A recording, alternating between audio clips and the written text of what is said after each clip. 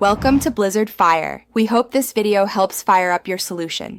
You start now, power off the Solo 4 and remove the ear cushion on the battery side. Use a pH0 screwdriver and plastic pry tool to access the compartment. This exposes the battery and connector. Once open, visually inspect for corrosion, swelling, or loose wires. Make sure the LED reacts when you plug USB-C.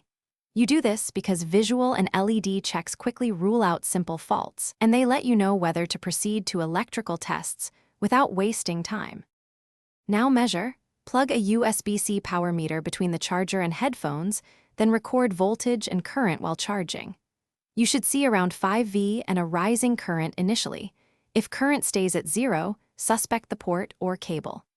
Once done, power on and run the battery while playing audio for 15 minutes. Note percentage change. A large drop indicates capacity loss. Also wiggle the cable and port while monitoring the meter to reveal intermittent faults that visual checks miss. Finish by calibrating the battery. Charge to 100%, then play continuously until it reaches 0. Repeat once to stabilize reporting. If tests show low capacity or no charge, replace the battery using an OEM or reputable compatible pack. Observe polarity and connector orientation.